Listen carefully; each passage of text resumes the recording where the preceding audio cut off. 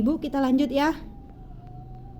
Ya, Bu. Nah, baik Ibu, terima kasih Ibu sudah menyampaikan strategi yang akan dipersiapkan dalam proses observasi. Kemudian kita juga sudah menyepakati sasaran observasi, waktu kunjungan kelas, dan waktu percakapan pasca observasi.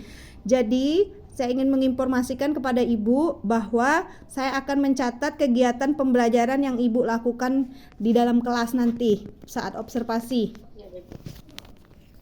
Ya, Bu.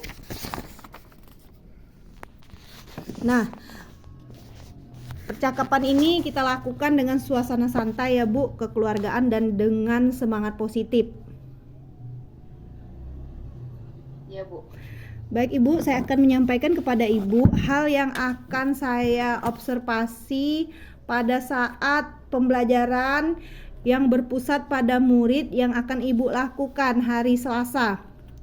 Yang pertama itu adalah aspek observasi 1, yaitu kenyamanan lingkungan belajar untuk memenuhi kebutuhan belajar murid. Nah, kemudian penggunaan komunikasi positif. Nanti saya akan melihat apakah Ibu melakukan komunikasi secara timbal balik dengan murid, kemudian murid dengan murid, dan guru dengan murid. Saya ingin sekali nanti akan terlihat pada saat Ibu pembelajaran, murid antara murid yang satu dan murid yang lainnya, antara kelompok 1 dan kelompok 2 atau kelompok 3 itu saling berinteraksi.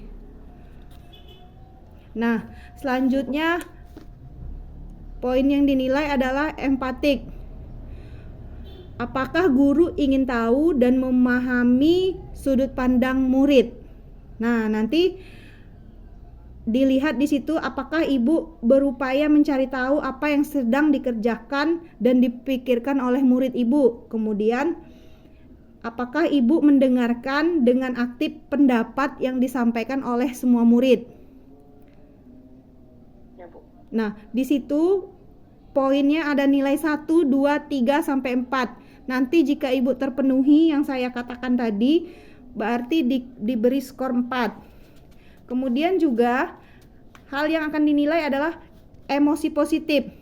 Jadi saya akan melihat apakah Ibu sebagai guru di kelas mengekspresikan emosi positif selama berinteraksi dengan murid. Kemudian penerapan disiplin. Penerapan disiplin juga akan dinilai. Selanjutnya pemberian motivasi. Dalam hal pembelajaran yang Ibu lakukan, saya akan melihat apakah Ibu memberikan pemberian motivasi di awal, di tengah, atau di akhir. Saya harapkan pemberian motivasi tidak terlupakan. Nah, itu poin yang dinilai di observasi 1. Nanti nilai semua itu akan ditambahkan, jadilah total skor observasi 1. Kemudian observasi 2. Yang dinilai adalah memandu proses belajar mengajar yang efektif. Jika Ibu ingin mendapatkan nilai 4, berarti Ibu memastikan murid memahami tujuan pembelajaran dan aktivitas yang akan dilakukan. Kemudian, Ibu mendiskusikan bersama murid keterkaitan dari topik yang dibahas dengan materi lain dan kehidupan sehari-hari, Ibu. Itu nilainya 4. Kalau itu dilakukan. Nah, selanjutnya muatan sosio-emosional dalam aktivitas pembelajaran. Hal-hal yang Ibu masukkan ke dalam RPP itu semoga nanti dalam pelaksanaannya tidak terlupakan. Karena hal itu juga akan dinilai. Selanjutnya adalah pendekatan dalam mendampingi murid. Nanti akan dinilai apakah Ibu melakukan scaffolding untuk membantu murid sesuai dengan kebutuhan mereka belajar. apakah murid-murid nanti bisa mengerjakan tugasnya secara mandiri sebagai hasil dari scaffolding yang telah Ibu lakukan. Nah, kalau itu terjadi, itu skornya 4. Kemudian penggunaan strategi pembelajaran. Dilihat dari RPP yang telah Ibu kirimkan dan Ibu berikan kepada saya, nanti dalam pembelajarannya, jika Ibu lancar dalam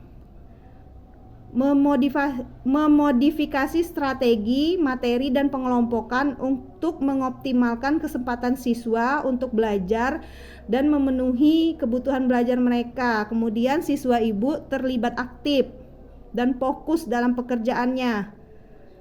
Kemudian menantang juga untuk mereka melakukan pemecahan masalah. Itu poin tertinggi. Selanjutnya, dalam pembelajaran tadi, Ibu diharuskan bisa menyimpulkan, kemudian merefleksikan hal-hal yang sudah dipelajari. Serta saat pembelajaran dilaksanakan dan selesai, Ibu mengapresiasi kemajuan atau perubahan positif yang dicapai murid. Jadi setelah pembelajaran dilaksanakan, Ibu mengapresiasi kemajuan perubahan positif yang diperlihatkan oleh murid Ibu. Dan terakhir, observasi ketiga, yaitu melakukan asesmen yang menyediakan umpan balik. Yang pertama, pemberian umpan balik. Nanti Ibu harus memberikan umpan balik kepada murid-murid Ibu juga, seperti halnya yang ada di RPP yang Ibu berikan.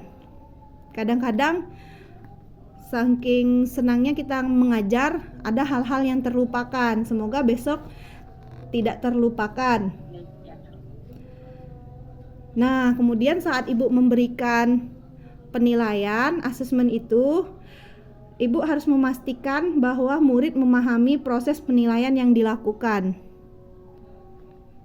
Nah, setelah itu observasi 1, observasi 2, dan observasi 3 nanti nilainya ditambahkan, kemudian jadilah mendapatkan nilai akhir untuk penilaian Ibu di observasi pembelajaran yang berpusat pada murid.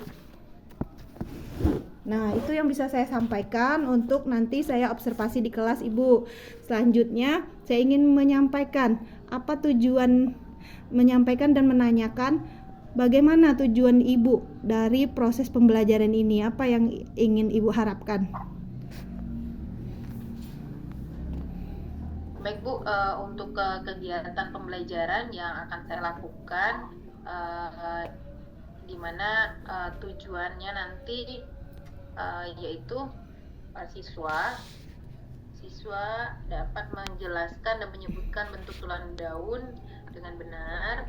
Kemudian nanti siswa dapat menganalisis bentuk tulang daun yang ada dengan baik, yang tentunya mereka temukan di sekitar. Selanjutnya juga siswanya nanti dapat menyimpulkan dan memberikan contoh yang tepat sesuai dengan panduan pada LKPD. Selain itu juga nanti siswanya dengan percaya diri mampu mempresentasikan di depan kelas sesuai dengan kebutuhan belajar masing-masing. Seperti itu. Kemudian untuk pembelajarannya tentunya masih terkait dengan bagian-bagian tumbuhan. Nah, terima kasih Ibu sudah menyampaikan tujuan yang hendak Ibu capai. Sekarang saya ingin menanyakan, dari tujuan yang ingin Ibu capai, potensi kelebihan yang Ibu miliki dan potensi kelemahan yang Ibu miliki apa saja? Kalau untuk nantinya, kalau kelebihan yang dimiliki itu nanti siswa dapat memecahkan masalahnya secara sendiri, siswa menjadi mandiri, kemudian tidak lagi menjadikan guru sebagai salah satunya sumber belajar. Kalau untuk kekurangannya sendiri, Ibu mungkin di sini karena siswanya beragam, pastinya akan terdapat beberapa siswa yang terlihat kurang aktif, seperti itu Bu. Terima kasih Ibu sudah menyampaikan potensi, kelebihan, dan kelemahan dari hal yang Ibu sampaikan, bagaimana rencana aksi Ibu untuk mencapai tujuan yang Ibu harapkan tadi? Apa saja rencana aksinya? Untuk rencana aksinya di kegiatan pembelajaran itu tentunya pembelajarannya strateginya saya menggunakan TPACK, teknologi pedagogik, pengetahuan dan saintifik ya Bu ya.